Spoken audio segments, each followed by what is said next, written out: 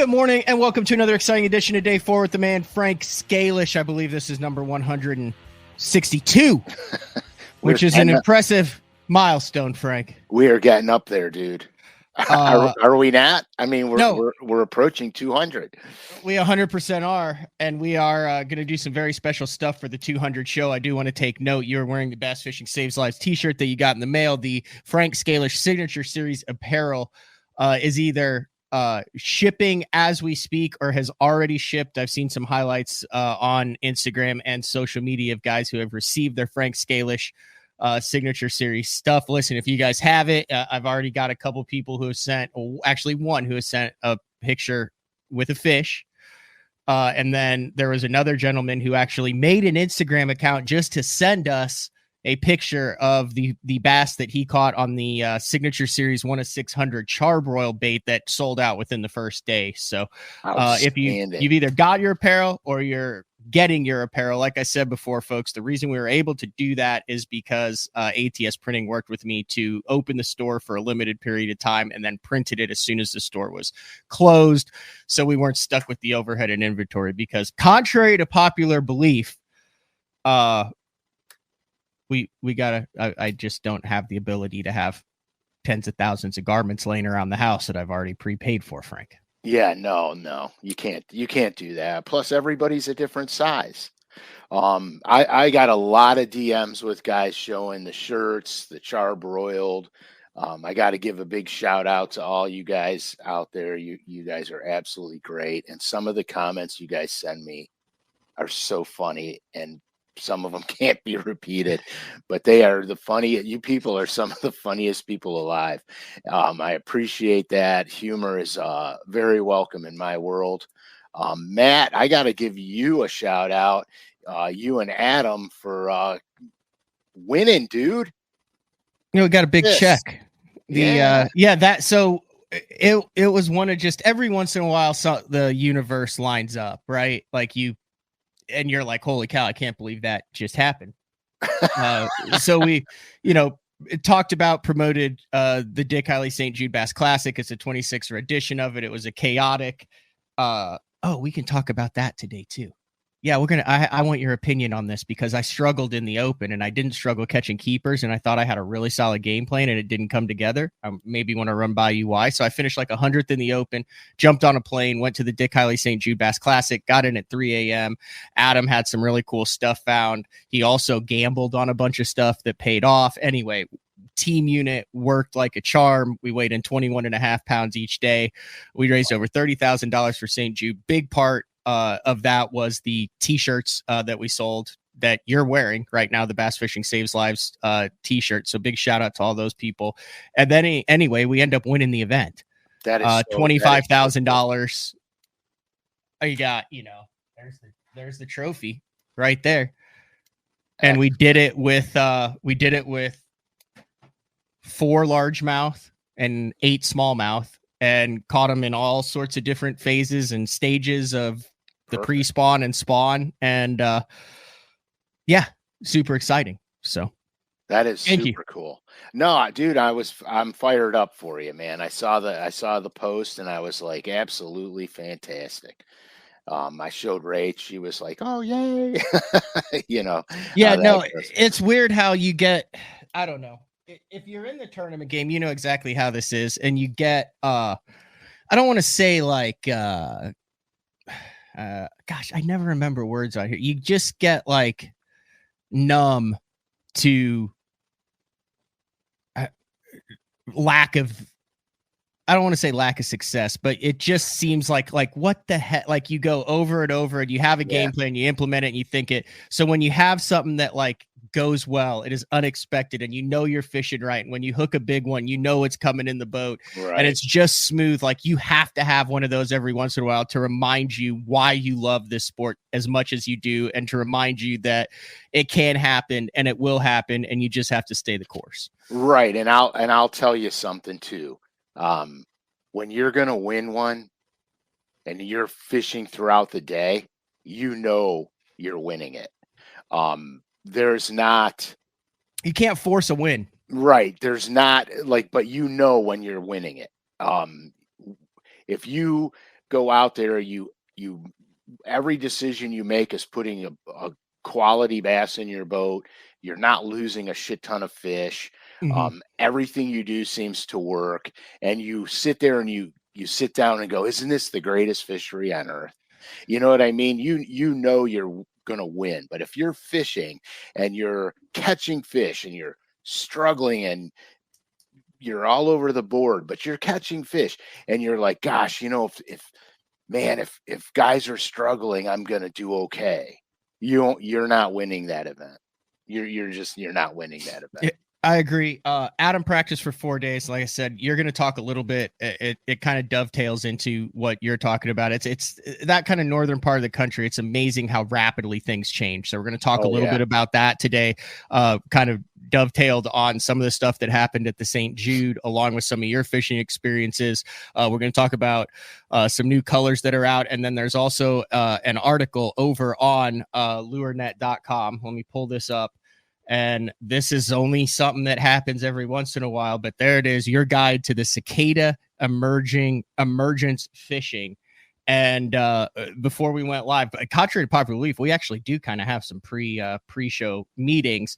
You're going to kind of dive into paying attention to seasonal hatches, once a year type of things, and how to put yourself in the best position based on what these fish are eating. And we talk a lot about what shad and herring and alewife and also, but there's a bunch of little bugs that these things eat. And you have noticed that, especially with the trout and the steelhead and over the course of your career. So we're going to talk about that as well too. And the bass, dude. I got two bass related stories with two very different insects, and both of them they're very cool. No, not the cicadas. Before we get into it, I do have a piece of mail that I need to open. I haven't opened it. I've been saving it for a week or two. And it goes to Mr. Matt Pangrak from BTL. And I believe the invitation is for you as well. But oh man, this is the most well-sealed envelope. I'm not. I want to open it on air. I think it is what it is. There we go. We'll use the plastic fork from my salad the other night. That's good. All right, very hygienic of you. Yeah. Let's open this right here. Let's see what it is.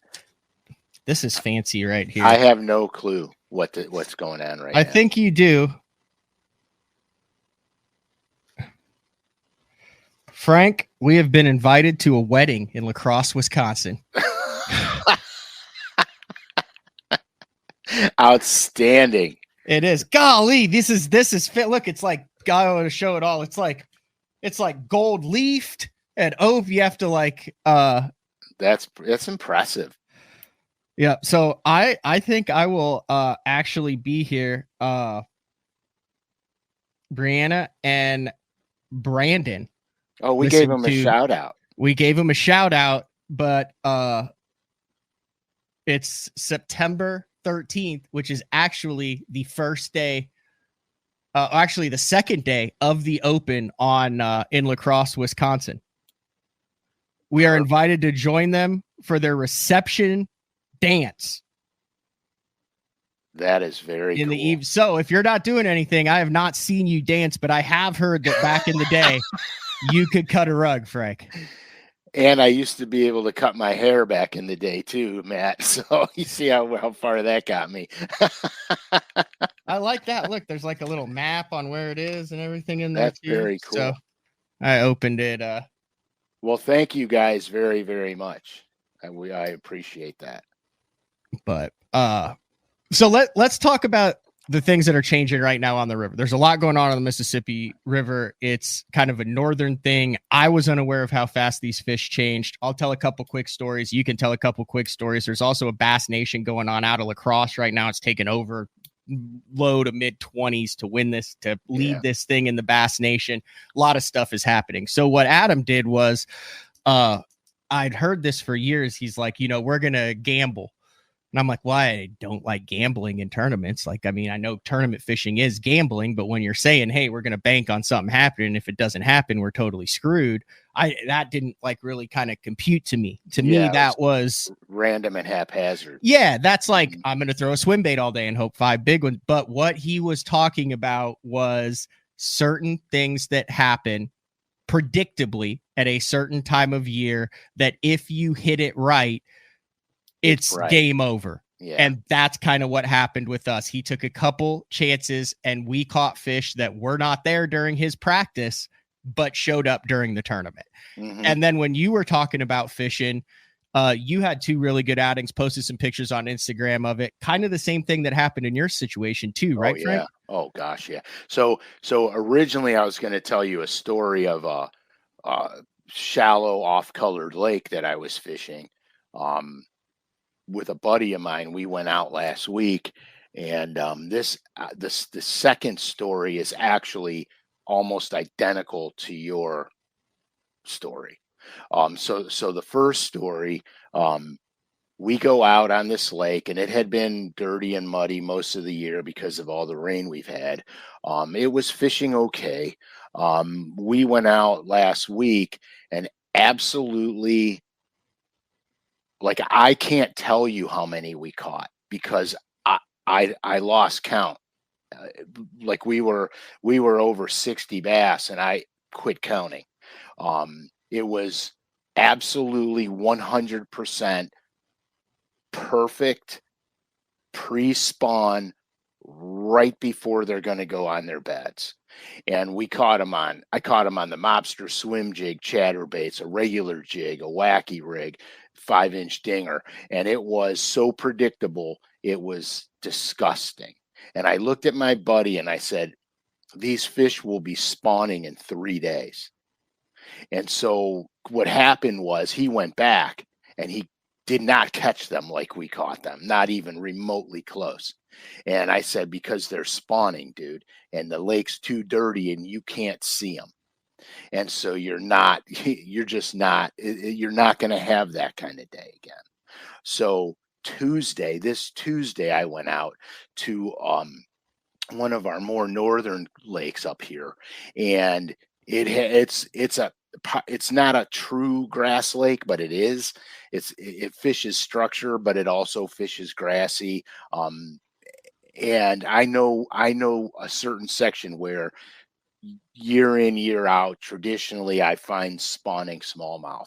And so I was scared to death that I was going to miss this bite because I had to go to Dubuque, Iowa for my son's Josh's graduation. So I was freaking out. So when I got home from the graduation, literally I went the next day. No, well, not the next day, the day after. So I was there Tuesday, and I rolled up on this one spawning flat, and immediately I spot a bed, and there's a giant sitting on it, and I'm like, holy crap! So I started throwing everything at it. It wouldn't even respond. And normally smallmouth, when they set up and they're locked on, they eat the first thing that comes in front of them. But these fish were spooky. They would leave the bed, do about a 4 or 5 foot circle around, and eventually come back. And then you make a cast and they leave again. And it was tricky. It was real tricky. So I couldn't get this fish to eat, and it was the first one I saw, and I was going to pass it up, but it was a good one. And I'm like, no, I'm not blowing by a 5-pounder. I'm not doing it. So I threw my Rogue out there and I pulled it down to get it down so it's about that high above the bed.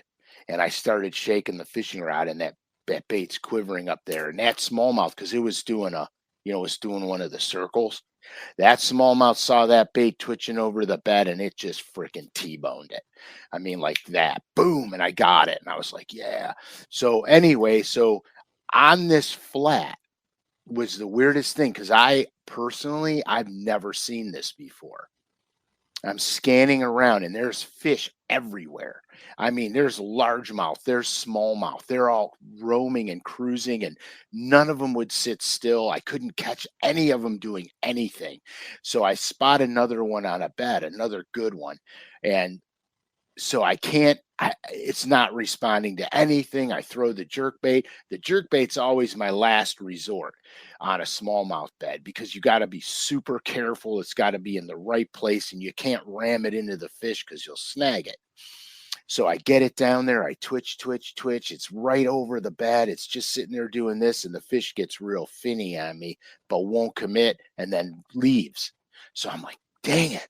So I reel in and I throw my little swim bait out there. I throw my Damiki rig out there.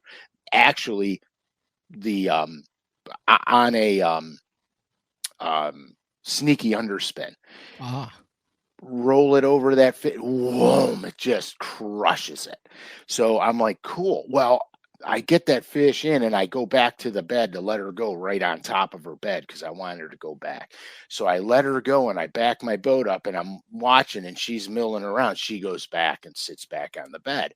Well, I happen to look over to my left, literally 3 feet from her bed is a big largemouth on a bed.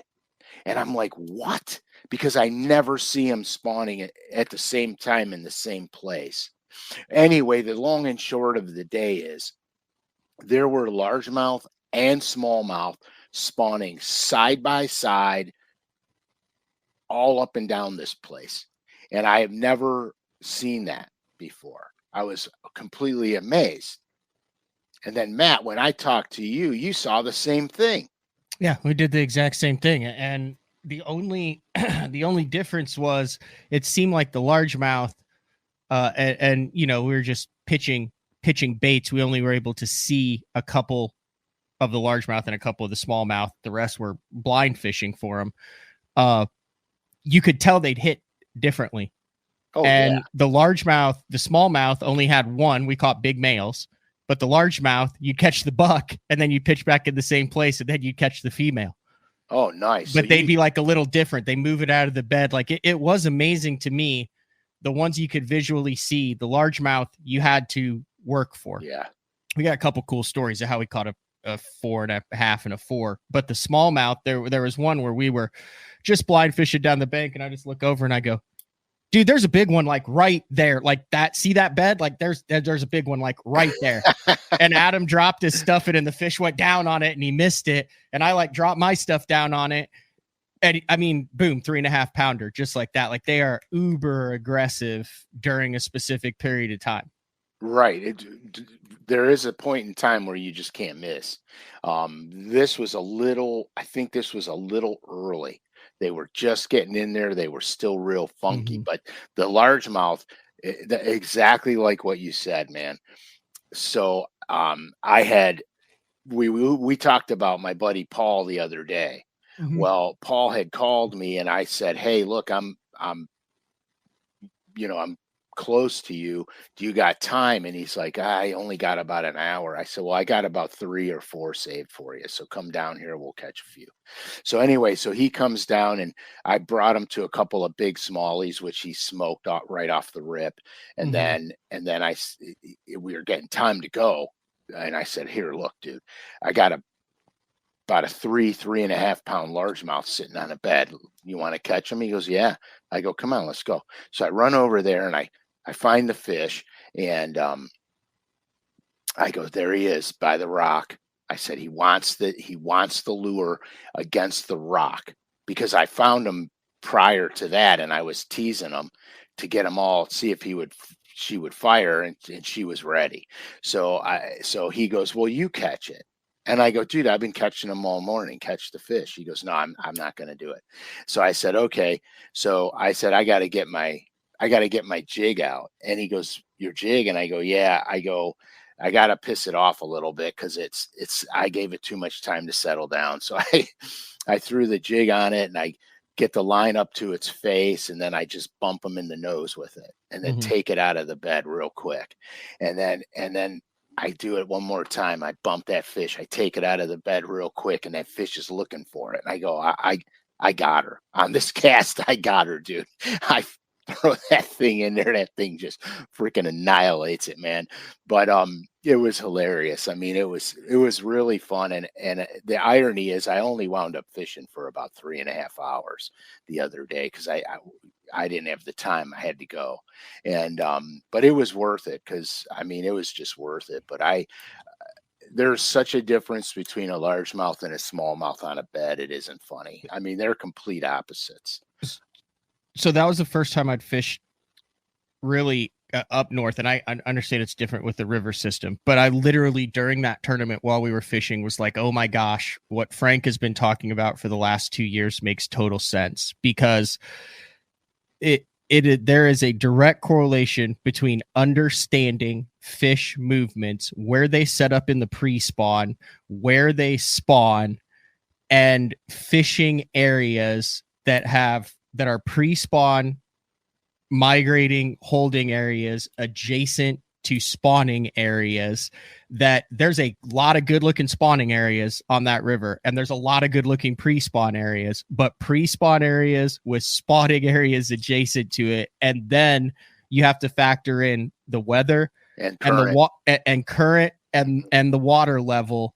But I was like, oh my gosh, you could go back on day 4 and you can dissect literally.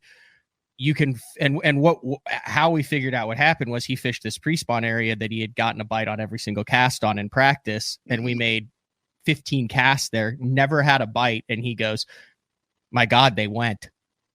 Oh yeah. And that was the fact that he didn't catch any on the pre-spawn area. We went straight to where the spawning area was, and it was Spawnapalooza. Isn't that crazy? But it was straight up like, you can take a fishery based on what you've done with maps over the last couple years and combine, you can stitch a couple of these shows together, and you could sit and go right here, right here, right here, and right here. And you're going to get to one of them, and it might not have the right bottom composition in the spawning area. You'll get to one, and it's not the right setup with the current for the pre-spawn. But if you fish 5 or 6 of them, you're going to find one that is exactly what you're looking for. And then it's like, totally makes sense. You go, these fish went from here to here in the last 24 hours. Yeah, the movement up north, because north is very different than south. Everything happens up here immediately. Yeah, it's a trickle down south. Yeah, down south, they take their time. It's good. They could spawn now, or they could spawn in 4 days or a week from now. Up north, when that water temperature starts to get near 60 degrees, these fish are getting antsy. And like here, the one lake I was on was, it was like 60, I wrote it down. It was 62 to 65 degrees, the dirty lake. And they spawned like 3 days later. All those fish they were all on beds. And the lake that I fished the other day was 60 degrees, and they were already making beds, and they were already piling up. It was 54 to 56. Yeah. So what happens is, like, a lot of people are like, what's the magic water temperature? Well, I've seen them spawn in 55 degree weather. I mean, water temps. I've seen them spawning in 70 degree water temps. That it's the length of the days that are going on. And this year up here, the smallmouth started migrating in the estuaries and the river systems in March, which is unheard of. Usually it's the 1st of April. And it was because there wasn't much ice on it. I mean, it was a very warm winter, so that water got up very quick. Right. And temperature-wise. 100%. More vegetation, a little bit more color in the water than normal, warmer weather. Yeah, and you just said something that's paramount. The water temperature got up quick. So here's what I've noticed in the spring. And here, the reality of it is we're almost over it. We're almost going to be going post-spawn summer pattern. But here's what I noticed in the spring, and I've had arguments with some really good friends of mine over this, because they didn't believe me that you find fish spawning in 55 to 58 degree water temperature. They didn't believe me. So here's what I noticed. If you've got a 6 or 7 degree bump up in water temperature, within the matter of, 4 days, you get fish that go. Mm-hmm. They just go. They're already pre-spawn and they're close to where they want to be. They get a bump in water temperature. Now they can feel the rise in water temperature because they're shallow enough. Early spring, they're not shallow enough to know that it's 2 or 3 degrees warmer on the bank. They're not shallow enough to feel that. So the length of the days is what starts moving them. But that bump in water temperature, that is the most critical component. And the other thing you said that I noticed all the time up north, if you find them and they're in pre-spawn and you go back and they're gone, they're bedding. You got to go to the bedding grounds and you got to find them, because otherwise you're going to be fishing behind fish all day and you ain't catching them if you're behind them. And who among us doesn't like to take a journey to the bedding grounds, Frank? Amen, brother. Once again, we'll be canceled. But that also explains why there's certain guys at certain times of the year. There's a couple guys in this St. Jude. They've won it 3 times. They've been in the top 5, 15 years. They get it. They understand it. They know the historic areas where they do this. And then every year they add a couple more during their practice to these areas. So they know, this area is good if the water's up. This area is good if the water's low. This area is good if they're ahead. This area is good if they're behind. And then they can sample between the pre-spawn and the spawn. Dang, it's hard to beat someone who actually in their head understands that system on the river. Oh yeah, dude. It's impossible. Yeah. Yeah, go ahead. Yeah, I mean, it's impossible because we say on the show all the time, we'll pull maps up, we'll show you things, we'll teach you things. And it's on the money, okay? Mm-hmm. But there is nothing that beats time on the water. Nothing beats time on the water. Now, obviously you got to have a clue, but water experience is what gives you that draw power. Just like you guys said, hey, we went to the spot, we were crushing them and they were gone. And then Adam said, hey, we got to go there. Or you said, hey, we got to go there. And that's where they were. Mm-hmm. That's because time on the water, you could draw from your experience. So bait wise, because everyone's want to go out here. To me, it's fairly simple. You need a couple surefire pre-spawn baits and then just a couple basic bed baits. You don't need to empty the arsenal in order to catch these fish this time of year, particularly up north. The main kind of pre-spawn baits to determine if they're there, if you're finding them, to get some bites, to figure out where these fish are positioned. What are your 2 or 3 go-to this time of the year? Well, the first thing is I'm a crankbait guy for real. Yep. Especially if I got a largemouth, smallmouth mix. Well, even if I don't, I'm on the cranks. Early in, I'm on the reds. Obviously, if you saw my one post I posted my ammo of the day, it was 3 red crankbaits and jerk bait. So I would go cranks, jerks. Depending on the makeup of the lake, it's going to be, a drop shot, a tube, or a Carolina rig, or a jig. And that's pretty much my pre-spawn stuff. Little swim bait? Jig, yeah, it's a swim jig. Okay. And I'll throw the swim jig with a swim bait on it. I throw the mobster swim jig a lot. I use a pulse minnow trailer on it because I like the way it moves the swim jig. It's real hard, and it makes that swim jig just swim nice and slow. A Demiki rig is always a banger. I mean, it just works. You got this little tiny swim bait, and you just swim it around down there, and that's good. My bedding baits are pretty simple. I have a jig. I have a spine craw. And then I have something I can hover in the water column. AKA it's either a drop shot, wacky rig, something like that. Right, something I can have not get below the fish too fast. Smallmouth, they'll hit it usually when it gets eye level. They'll take it. Largemouth, they want it in that little quarter size spot on their bed. It's up to you to figure out where that spot is for the largemouth, and you can tell by how finny they get. If you could see them and you get close to the spot, they start doing stupid shit with their fins, and you could see them getting all anxious. Well, the minute you get to the spot, they start to nose down on it. You know what I mean? They're like ready. Yep. That's when you're close. You have to remember where that. And it's about the size of a quarter or a 50-cent piece.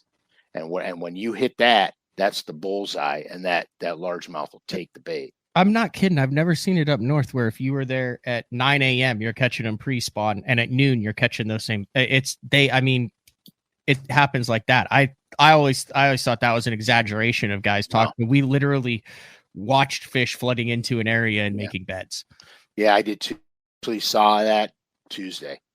When I went through there in the morning, there was a handful. When I came back there in the afternoon, there was way more. And I only fished 3.5 hours. So we're talking an hour and a half difference. And there was way more fish up there. It was crazy. But that's how it is here. Our spawn, literally, like the main spawn, it's a week. You'll find residual fish after that. Yeah. But whereas it's mainly a month south or down in the south. I would say like I mean, depending on where you are, Florida's 3-4 months. Florida, some fisheries it strings out, but I would say 3 weeks to a month where you can consistently go out and target bedding fish. Yeah, see, I'm really excited that it's going on right now, to be honest with you, because that means I'm going to be in my element very soon. Because I hate the spawn. I really do. I used to be a terrible sight fisherman, absolutely the worst. And it drove me crazy because I used to get my brains kicked in spawning events. I just used to refuse to do it. So I was terrible at it. And not only that, I couldn't see what I needed to see good. And then one day I was steelhead fishing and I bought a pair of solar bats, of all things, sunglasses. And I bought amber lenses because I noticed when I smallmouth fish, I can see better with the amber. Well, the thing that clued me in on that was steelhead fishing with the amber lenses. I was spotting these steelhead all over the place, and I was running a guide trip, and I had this guy, and I said, "There's 5 of them right there," and he had, good polarized glasses, real expensive stuff, but he had smoke black lenses, and he could not see the fish.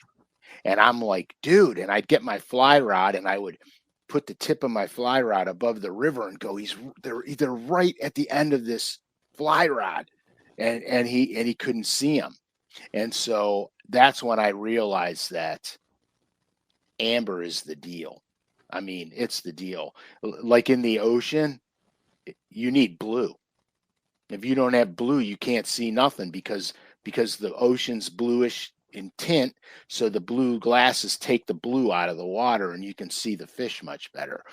And it's the same difference with these clear lakes, these clear northern lakes. The amber takes the brownish tint out of the water and you can see the fish way better. I mean, I saw pike spawning the other day. They were all paired up, doing their thing. I was looking up for the ones that I had. I think the glass color of mine is actually yellow polarized pro. Which is probably, it's not like a shooting lens. It's probably a light amber. That right there. Yeah, that's a light amber. Dude, I love those. Todd Klein sent me a couple pair of those electrics last year to try them out. And I was like, I'm not really into that lens color. So here's what happened. I'll be dead honest. He sent me 3 pairs. I stepped on one. Perfect. So then I was down to 2. Then my guide in Mexico dropped his only pair of sunglasses that he owned in the lake, netting a 7-pounder for us. So I gave him my second pair. And I've just been all in on these. And he kept telling me, wear these from the beginning of the morning. Don't take them off. Even if it's sunny, you'll be amazed. Like, they look bright. Like, if you go from a dark lens to that and you put it on, you're like, whoa. But if you start with them and your eyes get used to them, it's a money color. Yeah. And I was able to see fish that Adam wasn't able to see 100%, especially because one of the days we caught 2 big largemouths off the bed, and I was able to see one of them, and I was able to see kind of where the other one was, and it was a lightning storm. And I think it was because of that color of lens. Yeah, it brightened up. That's kind of the same as what you're talking about. That right there, right? Yeah, I would get them. They're in the car, though. I would get them, but they're in the car. Yeah. Mine are a smidge darker than that, but it's the same. It's that same tint to them. Mm-hmm. But it's amazing to me. You have to experiment. In the beginning days, I used to be all in on the smoke black, cut the glare on the water, all this stuff. But in reality, it wasn't diffusing the color of the water enough to see better. These eliminate watercolor for you, so you can see better, and that's the thing I like about them. And I've had, I smashed my glasses and I had to go get another pair. Well, I have prescriptions, and so I just said, "Here's my prescription. Make me glasses." And they're like, "Oh, you haven't had a prescription in 2 years. We can't. You have to get an eye exam and go through all the BS." That's their way of getting you. So I'm like, yeah, okay, whatever. So they go, "Oh, your prescription changed like one whatever," and I'm like, "Oh, perfect." So I now I got to get new sunglasses too. So I said, "All right, I want this pair of sunglasses, but I want these lenses in it. Can you do that?" "Oh, well, we're gonna have to order it." I said, "Well, then order it," because that's the color lens I want. And so that's what I did, because I wanted that specific color. They don't get it. I mean, they just sell glasses. "Oh, well, if it's real bright and sunny out, that's not going to help you out too much." I'm like, I don't really care. I'm not using them for that. You know what I mean? But yeah, so that's pretty cool. You know what? We got a couple more things to get to, dude. We got to do the hatches, and then I want to talk about the NXS, the Norman NXS. Okay. Yeah, let's do the hatches thing. So I did the Open Pros Pick'em yesterday for the Elite Series tournament that was supposed to start today, the 9th on Lake Murray in South Carolina. Bad weather. They postponed that. Oh shit, how bad's the weather tomorrow? I don't know. It was like a storm that went through there, but I think it's like full field 50, and then they ended on Monday now. So they're not fishing today. But anyway, one of the things that I talked about in that is that there's a cicada hatch that's going on. And a lot of the guys, they were not believers in the impact of the cicada hatch. Well, when I had you on today, and I didn't even realize that LureNet ran this because I wanted to talk about it. I was like, "Oh, perfect. There we go. There you go." And they ran it on April 23rd. But like, you've made a career out of paint colors and noticing and hatches and different emerging things. So I was like, can you talk about that? And you're like, hell yeah. You're like, that's a thing. It's not every 17 or every 13 years. There's a lot of things you can do to kind of up your odds to catching them. Now it's just a great time to talk about it with these billions of these things all over certain parts of the country. Right. And it's weird because I really dialed in on it, steelhead fishing.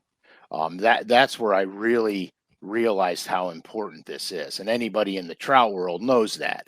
I was running a guide trip for steelhead in January, and I netted a fish for a client, and I was kneeling in a snowbank, getting his stuff out of the net. I was kneeling in the snowbank, and I saw these little black things start crawling out of the snow, and I'm like, "What the hell is that?" So I go pick them up, and they were little stone flies, and I'm like, "Oh, we're switching what we're throwing right now." And then we murdered them. I mean, we just annihilated them. Well, this happens in the bass world a lot, especially like Matt, the cicada hatch thing you said is so spot on the money. Now, a lot of guys are going to catch fish that are not predicated on that hatch, because there will be some fish doing some things, as you always know. Okay. I was on the Ohio River fishing a tournament. We had a massive cicada hatch down there. There was billions of them everywhere. And I took a little popper and a crazy shad. And anywhere you could see them when they hit, they go in the water and they die because they can't get out of the water. And they flutter on top of the water and their wings and they make the ripples and stuff on the water. And anywhere you had these big overhanging trees over the river, the cicadas would flop and fall in the water. And you just lay the popper or the crazy shad underneath the tree and you just subtle movements. It's not chikunk, chikunk, chikunk. It's subtle movements and crash them. I mean, crash them. Now, the truth of the matter is the structural element underneath that overhanging tree had to be appropriate for the bass to be there. Like they weren't going to be in an overhanging tree with 6 inches of water on top of it for 200 yards. You had to have a bank by it where the bass could take shelter and ambush, and it worked. And we caught them. The other hatch that goes on that, like, I didn't believe, okay, is the mayfly hatch. And that happens up here on the lake, and it happens all the time. And when the mayflies hatch, there's literally millions upon millions of them. Like sometimes the hatch is so prevalent that they're all over the streets and you run them over and it gets slippery where there, because there's so many of them and the cars are smashing them, it gets slippery. So my experience with the mayfly hatch was on St. Clair. We had a mayfly hatch going, and I wound up throwing a Super Spook Junior over 18 feet of water and just annihilating the smallmouth. And here's the deal, okay? When you have these insect hatches, the cicadas, the mayflies, et cetera, your fish are not on the bottom anymore. They are literally suspending underneath the surface of the water. It could be anywhere from a foot to 3 feet below the surface of the water, and all their attention is up. And that's the beauty part about the hatch. It literally starts taking lures out of your arsenal, and your rod choices become really simple at that point. Yeah, there's all sorts of good stuff on cicadas online that you can. Oh yeah, and there's different kinds. There's different kinds. Some are black and orange, some are brown and green. It's pretty sweet. Apparently, they're delicious. Okay, if you tell me that, I gotta believe you. I'm serious. I mean, I would try one. I wouldn't have a problem with Look, that. here's one right here. What are they? A little bit of mushroom. Okay. You good with that? Doctor it up a little. There's the cicadas. Oh, fresh ones. Yeah, good. Fresh cicadas. Okay. You're giving them a little bit of batter, and then just straight to the fish, straight to the fryer, kind of just like you did the walleye. All right, there you go. A nice little crispy. There you go. There's your plate of cicadas. Perfect. A little bit of ranch, a little bit of maybe some wasabi, or maybe that's just some greens. I don't know, man. What kind of parasites do them little buggers have? I don't know. I want to know. I don't think they're. See, he seems to like it. Yeah, he's questioning it. He's questioning his father's decisions right about now.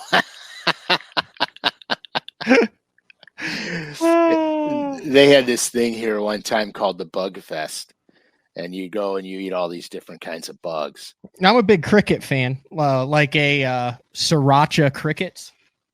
I've eaten crickets. I've eaten mealworms. You know, you got to try stuff once in a while. If you don't try it, you can't talk about it. So, but I've never eaten a cicada. I would. I mean, what the hell? Why not? We eat crayfish. Yeah. I think it's just a cultural norm. Yeah. On what you're used to. I'm not going to give up my steak for a diet of cicadas, though. No, That's never happening in my world. We're going to have no.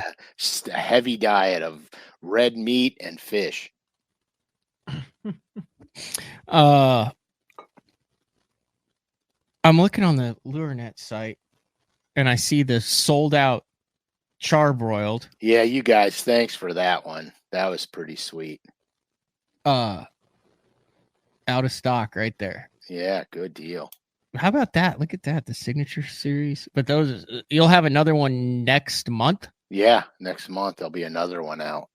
So, here's how I would assume that there's a bunch of guys that want to get all 12. Maybe,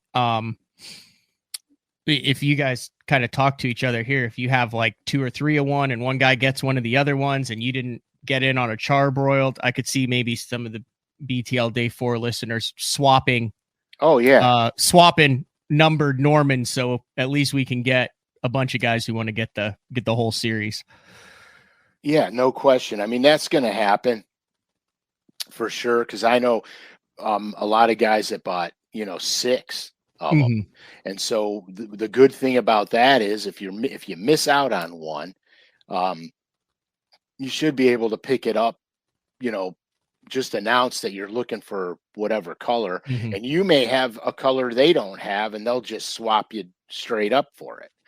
Oh, you give me that color, I'll give you this color. You know what I'm saying? So that could play too. It actually will be kind of fun, really. And then you said, now it's not out yet. Can we talk about it? Yeah, we have to because I did a crankbait show explaining bills on crankbaits, different bills and how they dive and what they do. Is it out? We did it on Bass Talk Live. Oh yeah, so it is out. I thought it was a LureNet deal. Never mind. Well, I did one for them too, but I don't know what's going on with that one. But so anyway, so I did a thing about how baits dive. So the Norman NXS is a hard, fast diver, which means it gets right to the point. It literally dives down. It go whoom, where the DD22 will swim down to depth. Okay, so there's confusion in this with guys that don't fish a lot of crankbaits. So what happens is, if you have to get the bait down fast, maybe your structural element is small. Like maybe it's a small rock pile. You don't have the option to bomb a mile long cast. You need it to get right down to the business end of this. So you cast it out there, it goes right down to depth. You bang into your rock pile, and then you're past your rock pile. So you can accurately target fish deeper with the NXS. The other cool thing about it is, let's say you've got a river ledge that you're fishing, like a true river ledge, like you'll find on Gunnersville and Kentucky Lake and Barkley, true river ledge, and you're almost paralleling that river ledge. Well, if the break is at 15 feet, you could keep this bait at 15 feet much longer.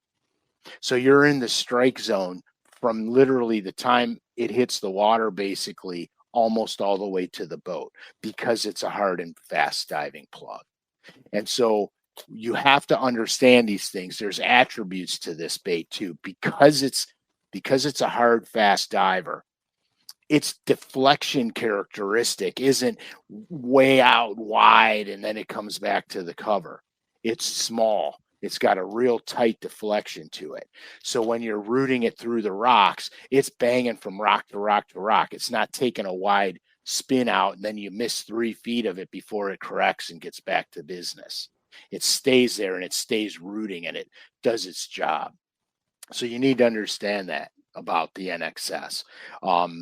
The other thing, I love fishing the NXS in smallmouth waters. There's something about it. It'll dive down 16, 17 feet, and it's a small body. It's not as big as the DD22. It's a smaller size body. It's just a really good bait. The color I'm holding up is called Envy. You guys will know it because it was released in the Norman line. It's Envy.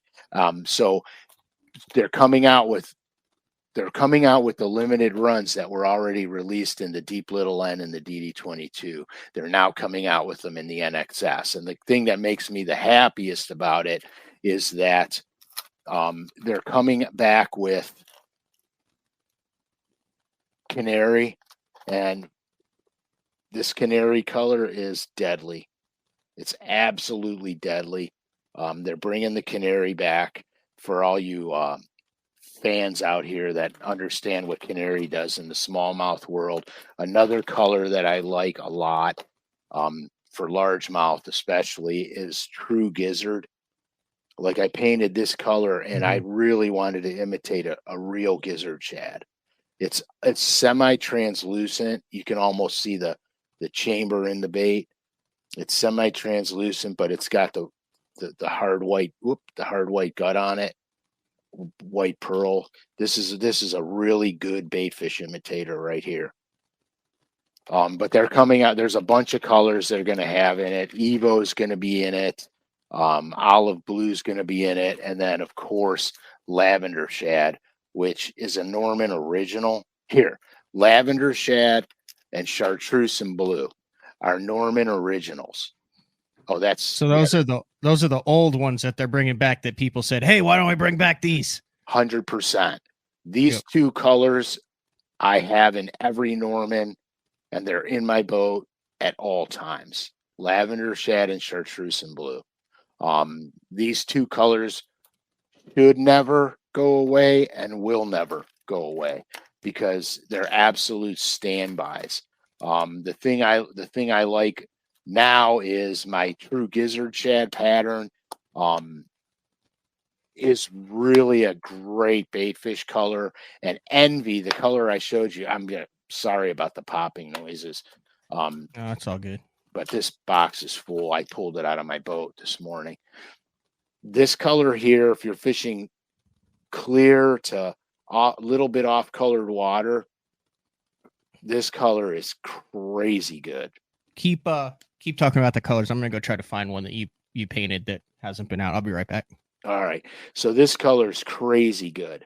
I've had a lot of success with this in all the Normans, the Deep Little N, DD22, and the NXS. And it's just something that every crankbait does a different thing. Okay. So here's the reality. So I have a box. This is right out of my boat. This box right here.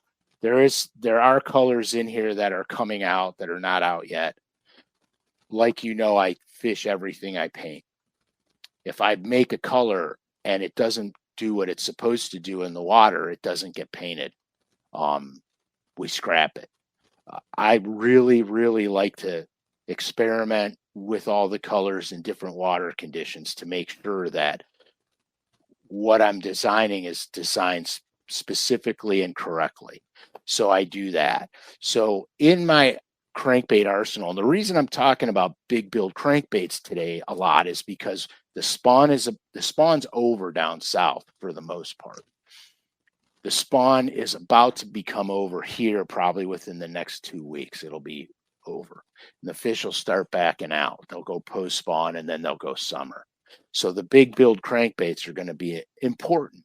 So in my arsenal of deep divers, I've got fat-free shad number 7s, DD22s, NXSs, and then I have the Deep Little N, the Norman Deep Little N, and the Norman Middle N. And the Deep Little N and the Middle N are more the post-spawn phase when the fish are from 8 to 12 feet. Once the fish get deeper than 12, I'm on the big baits.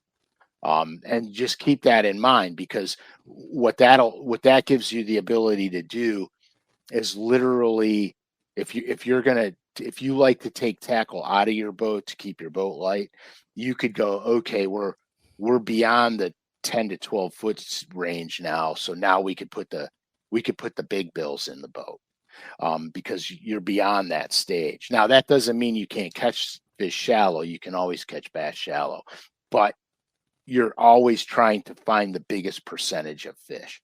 You're never trying to fish for that 1%. You always want to put all the odds in your favor when you do that. So that's the reason about, why I'm talking about the big bill baits right now. I'm going to shoot a video Monday for LureNet, and it's going to be a lot of detail about the NXS. So if if you've never thrown one and you're apprehensive, don't be. I don't know, Norman. I don't know what it stands for. I wish I knew, but I don't. Isn't that terrible of me? I don't know what it stands for either. Probably in excess, meaning it's dives deeper. I don't know. I had never seen. I still haven't seen it. I would like to watch it. So it's sold out already, but I want to watch this video because it looks badass. The one you did with the Uncle Frank shirt, like where you have the paint. Oh, put it up. Who cares? Put it up. We haven't seen it. Who did this for you? Joe. Joe did that? Joe shot that, dude. That is like studio. That is like, yeah, it's worth watching with the volume, right? Yeah, throw it up there, dude. I love this video. Hold on. I gotta stop this screen, and then I have to share this screen, go to entire screen, share system audio, and then I have to mute us. Here we go. Ready? Do it.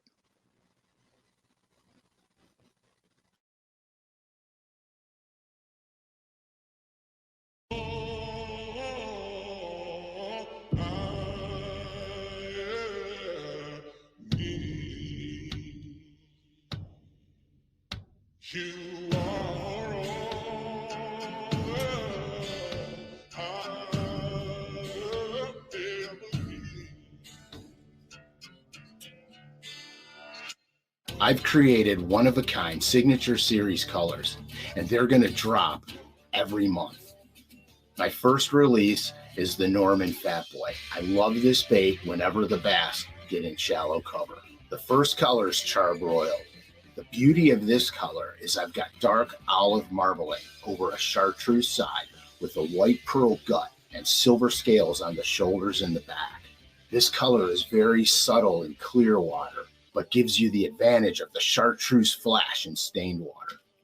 My signature series is collectible. Each package is numbered from 1 to 600. Each bait has my signature on it. So whether you collect them, fish them, or do both, stay tuned to lurenet.com for the next Frank SCALISH signature series drop.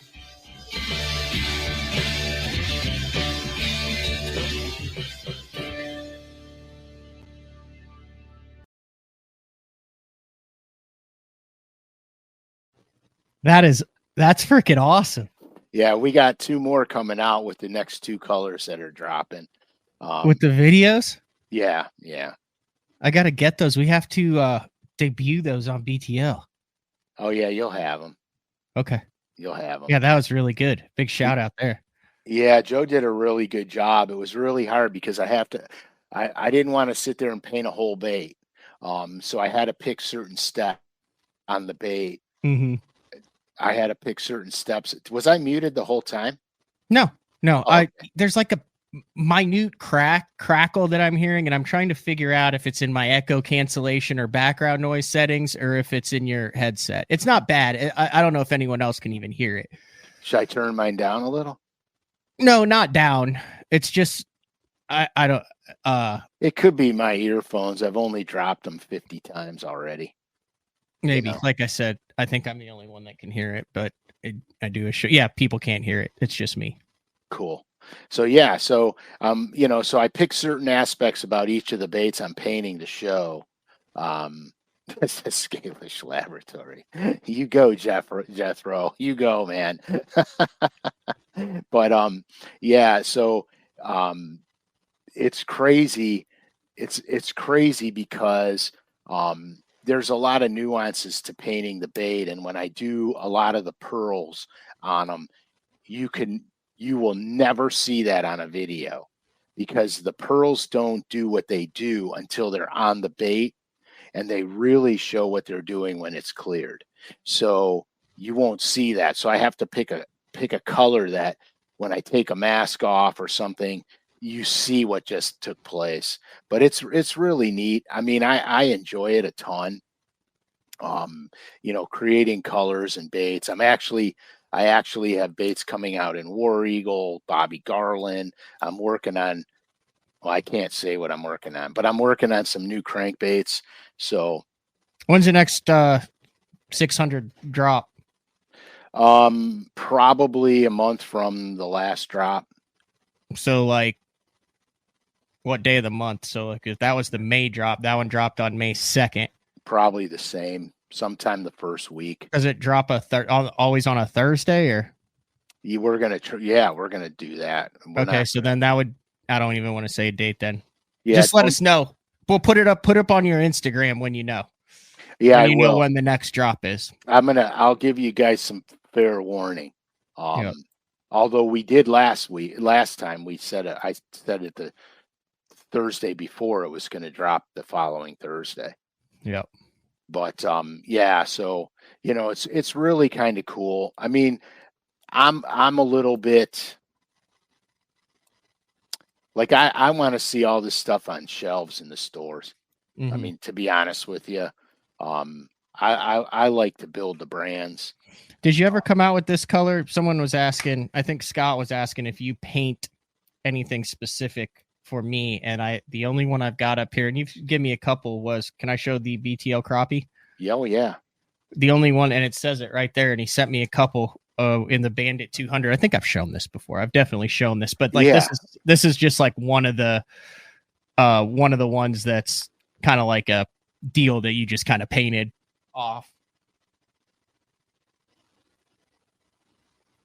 Yeah, that was the one I painted. I painted you a couple and Mark a couple, I believe. Yep. Dude, my thumb is so trash from this past week grabbing this. Oh gosh, I got to teach you how to handle fish. Well, they clamp down on you. They would not open up their mouths. Yeah, my favorite is when your scars are all right about here in the palm. Yeah, that's when you got know a little bit of deep on those small ends. I mean, they were just 3.5s. They weren't giants. So. Yeah, but that's when you know you're catching slaunches. When the palm of your hand is raw. Yep. What else you got for today, Frank? Next Thursday, I'll be in South Carolina. I have a media event that I have to go to in South Carolina. Okay. So that means we got to record one or do a night show. Oh, yeah, I leave tomorrow for that. Saturday for that, actually. Can you record one tomorrow? Yeah. Or are you fishing? That was I'm going fishing, but if I have to, I will. Let's see. I can't do it today because I got to go down to Dallas because I'm going to the Stars playoff game. No sweat, man. We'll make it work. We always do. We always find a way. We serve the fan. We'll find a way. Yeah, dude. Yeah. I mean, no big deal. No big deal. Yeah, afterwards. And then when are you coming down here, or when am I going up? I'll be up there. I'll be up at St. Clair the second week of July. So am I going to be up there? That's the 4th of July weekend. That's not good. That's the week before that. No, the 4th of July weekend's crazy. When's your tournament over? On St. Clair? Hopefully on the 13th, which is Saturday. But then ICAST is the following week. But Okay, so here. But I can't. I have some plans on those 2 or 3 days in between there that I don't want to let the cat out of the bag yet, like the 14th and 15th. Okay, well, don't. Oh no, I've got an idea. I have an idea. I have to talk to you off air about it. Yes, let's do that. Because I'm thinking prior. Prior to what? The 4th. Prior to the tournament, it's a 4. Oh, well then, what am I going to do for the 4th of July? Hang out, drink beer.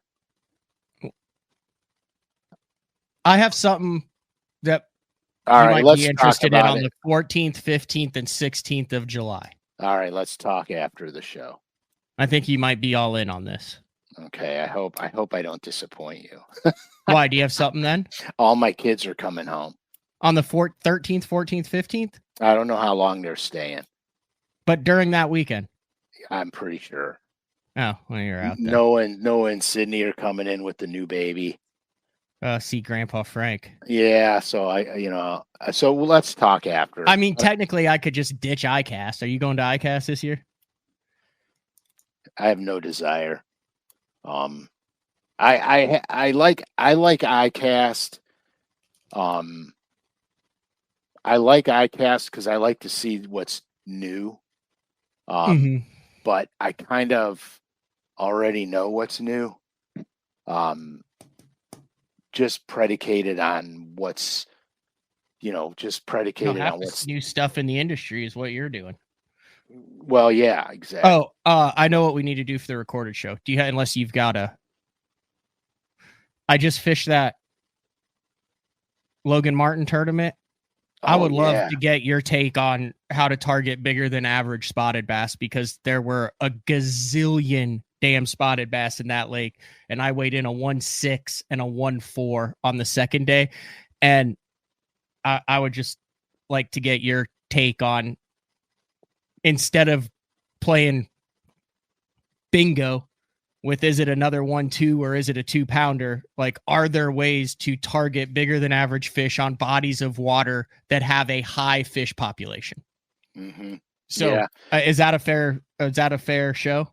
Yeah, I love that idea, actually. Okay, so we'll do that for next week, and then as soon as we're done, we'll talk here real quick about some possible content creation in the month of July. Yeah, we will discuss that. But this show here is a lot of fun to do. The reality of it is we get to talk about actual things that happen. Yeah. And I love that because it's so real. It's not, you know what I mean? It's not all rah, rah, rah, amp up this and amp up that and BS about this. This is for real. My fishing experiences, like, it was ironic with the largies and the smallies on the same beds, spawning in the same areas, because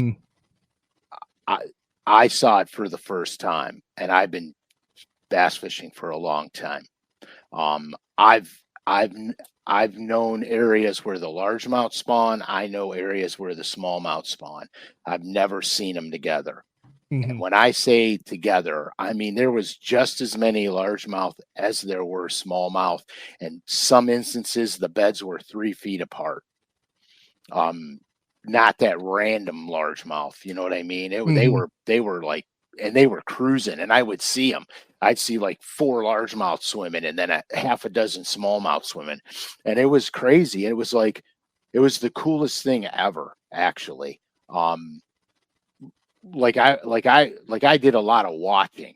I fished a lot, obviously, but I did a lot of watching. I just let the boat float there, and I just stared into the water and just watched, because I want to know, when they're cruising around randomly, they're obviously looking for something, probably where to make a bed. But I was trying to see if I could follow some that were roaming to see if they would stop in a certain area. And so you know I just throw stuff up. You don't have to comment on it. I can't comment on that for fear of job loss. Keep going. You're in the middle of something important. Yeah, and so I wanted to see what, like, if some section got their attention better than another section, because it would help me. It would help me figure out where I need to intercept them, almost like deer hunting. When you get the deer pattern down, on Mondays and Wednesdays at 2:30, the deer's walking this ridge line to go to this food plot. Or your backyard. Right, at this patio at noon. Yeah, this patio at noon. And so if you know that, right, and conditions start to change a little bit, you could intercept them, because the rule is if you fish behind them, you can never find them. And so you always want to try to be one step ahead. And so I was watching them and watching the behaviors. And the other thing that kind of made me was wild was there would be one section where there'd be like 100 freaking bluegills and everywhere, and they're all real close to the surface. And in those areas that were completely smash populated with bluegills, there were no beds, none. And so I'm like, what the heck? And then as soon as you get out of where all the bluegills were, then you'd start seeing a bed here and a Well, bed they probably there don't and have a to bed work here. as hard there. Right. Where the bluegill are, they're constantly saying, "Get away!" Right, go away, get out of here. And so it was really cool. The other thing is I didn't see any crappies, and normally I'll see crappies, starting to bed down too. And I didn't see any crappies. So now that's crazy that you talked about that, because at Thunderbird, we start catching them shallow, and it's a rock and clay lake. And when you start seeing the guys waiting, it means the crappie are on the beds on the shallow points, and that's when you start mowing the bass down, and that's when you're catching the crappie in that deep of water that are spawning on the rock. Yep. And it brings the bass up with them, and they're up there munching on those little 8-9 inch male crappies, and that's when you start catching the big bass. Yeah. And I didn't see any crappies. Mm-hmm. But it doesn't start. I mean, you can literally tell if you need to be flipping the shallow docks and dragging the points on Thunderbird based on how many guys are in their waders, and you'll see they'll have little corks and they're slowly reeling it in and catching those spawning crappie. Yeah, that's pretty sweet, dude. So, all right. Yeah, we'll chat after the show. Just stay on. Thanks for all the support. I was doing the math. I was like, with those crankbaits with the capital BTL 24 discount code that you can use, because those are full price baits, you can get less than $300 if you buy 30 baits over the course of the year that you recommend. It's very doable in today's world. Well, absolutely. I mean, look what you're paying for a reel. Dude, I went to Taco Bell like 2 weeks ago on the road. Like, I didn't have any option. I had not been to a Taco Bell in over a year. Yeah, what was it? At any point. It was $18 for like 2 burritos and a taco. It was ridiculous. Yeah, we went like Mark Jeffries right now.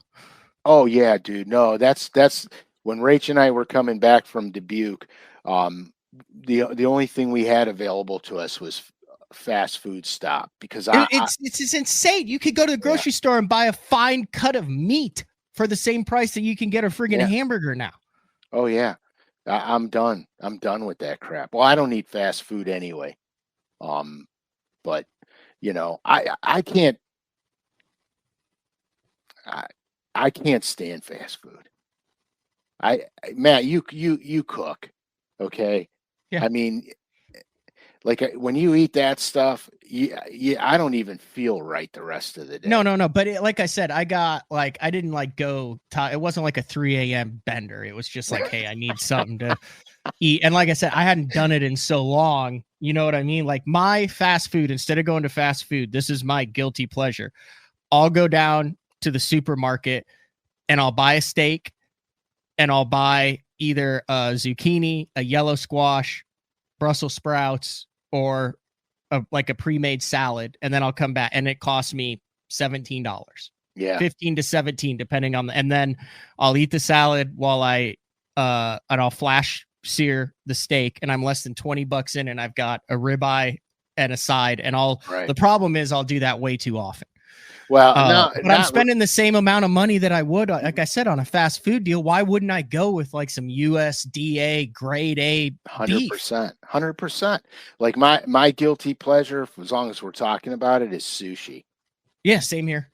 I'll go and I want the cuts of fish on the sashimi. Right. Yeah, the sashimi. Mm-hmm. And so the guy at the sushi place up the street, he knows what I want. So when I walk in there, he just starts making it, and I walk out of there and it's like, $14, and it's all beautiful salmon and tuna, and it's, dude, like I'll be honest with you. After this show, I'm going there. I'm getting. Oh, I wish we had a good sushi place in Shawnee. We don't have a good. I mean, probably a given. Shawnee, Oklahoma, not the sushi capital of the world, but the best that I've ever had was at ICAST last year. Actually, now I've had it a couple of times before. I blew my entire meal budget for 4 days in one sushi trip, and it was right when we got there, and they had a bluefin tuna belly sashimi. Oh God, dude! And it was, dude, is unbeatable. I challenge anyone to have a better cut of sashimi than bluefin tuna belly. Yeah, I mean it has to be fresh. It has to be, you know what I mean? Like you wouldn't catch me dead getting sushi at a gas station or at a. Now I'm big on gas station sushi too because it's thrilling. Like you don't know, like are you going to get away with it? Are you not? Like, you get kind of excited. Like you take that first piece. Now here's the key on gas station sushi. Trust me, I have eaten a lot of gas station sushi. Here's the key on it. If there is any part of your brain or body, any part, just a twinge, a twinkle, a hint that this is not right, you ditch if it's an 8-piece, you ditch the remaining 7. You don't take the second one and go, no, I think we're good. Like if it crosses your mind that there might be something a little off with, do not eat the rest of it. Oh gosh. But if you eat it and you're like, yeah, it tastes great, you're good on gas station sushi. Dude, the best sushi I ever ate. Oh my God. I was in San Diego with the guys from OSI when I was fishing Bassmasters. We had to do a thing down there. Yeah, they said, let's go get sushi. And I'm like, I'm in. I am all in. And we go to this place, and it was what do they call it? The lamp district there with the cobblestone. The red light district, Frank? Yeah, the red light district. Different kind of sushi. But anyhow, so they had we walked into this place, and it was like nothing I've ever experienced in my life. So you literally, it's a la carte. I mean, you could have them make whatever you want. I don't know what kind of money we spent in there, but it was well over $1,000. And we sat there and we ate sushi like we haven't eaten in 3 weeks. I mean, it was unbelievable. That was probably the best I've ever had, was in San Diego. Anyway, that's my sushi story. Now, this is the sushi, and it's not even like real sushi, but the Quick Trip sushi up north. Quick Trip has sushi, and that's not like real sushi, the spicy crab roll and stuff like that. I'm talking about like you get the stuff that has like the raw stuff at the gas station. Yeah. That's when you're living on the edge. Like that's the type of stuff that documentaries are made of people that go where no one else has gone before. I don't even eat pre-made sandwiches at a gas station. I will not touch them. But I'll do the ones like at a grocery store where the dude's behind there like making it as you roll up, and if you're there between like 10:30 and noon, you can catch them as they're putting the sushi like on. 100%. Now I won't do that same thing at 11 o'clock at night if there's like one lonely roll left. Like I'm leaving that to some other brave soul. Oh yeah, absolutely. 1,000%. Wouldn't touch it. When I was in Italy, this was the craziest thing. Like when I was in Italy, we drove all over the place there, and you pull off the freeway, and there's a gas station, and it's got a big, like it's like a like ours for the sort of, but when you go to their deli counters over there, they have fresh prosciutto. They got all the Italian lunch meats and all the food out. And dude, that I'm like, oh my gosh, if we made those here, you would have to make a mint, because the food was spectacular. It was absolutely spectacular. And I'm like, God almighty, if they had that here, guys would pull off to get fuel and they would spend 2 hours eating. Yeah. I'm trying to figure out. I'm trying to get more information on Toro. Meanwhile, specifically the belly cut of the bluefin tuna, so, and why it is so it's just buttery smooth. Dude, you would have been so proud. I ate so many cheese curds when I was down in Dubuque. Oh yeah, Iowa's like, dude. So Dubuque, the one thing I remember about Dubuque, I played for the Quad City Express in the CSHL junior hockey, and the Dubuque Thunderbirds were in the MNJHL, and we had like this rivalry series, and we played in Dubuque, and they were like just savage fans, and we had a line. It was my only line brawl in junior hockey. We had a line brawl in Dubuque, and I just remember like their fans just like leaning over the glass. Like they had very passionate junior hockey fan base in Dubuque for the Thunderbirds.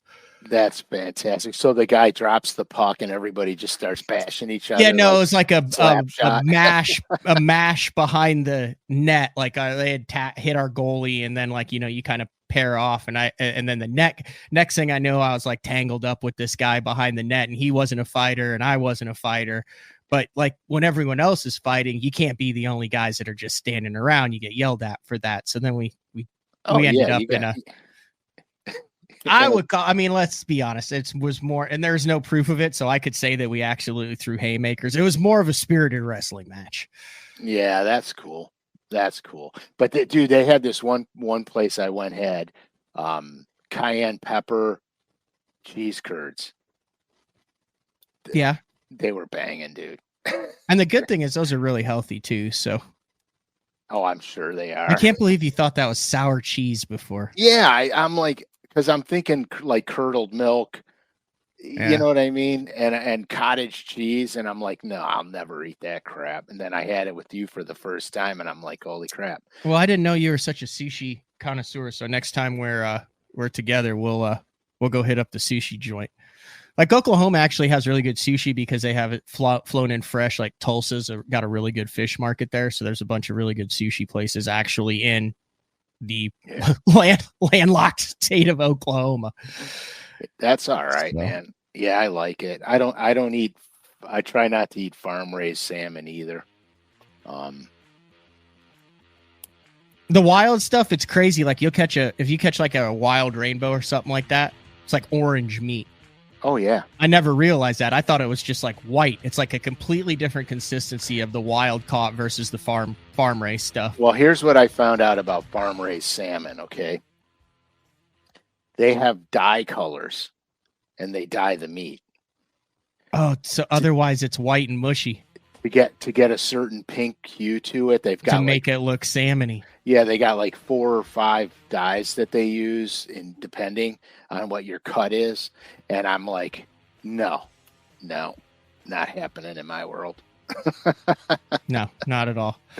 All right, this has been another edition of Day 4 with the man Frank SCALISH, number 162. We will be back next Thursday. Like I said, it will be a recorded show. I'll be in South Carolina, but I do believe the topic will be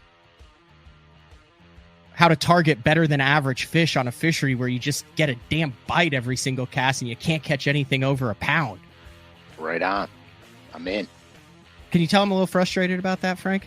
Yeah, but I get it. I mean, I get it because I've had that happen to me more times than I want to admit. So I totally get it. All right. Same place, same time next week. Thanks, everybody, for the support, for the Lure Net, for the Signature Series, for the BTL, the Frank SCALISH apparel. Fantastic. We got like a long time before we bring that back, like probably 4 or 5 months. We do have a very cool Signature Series hat coming in the next couple months for those who want a Frank SCALISH Signature Series hat. But all right, we'll talk to everyone next week later.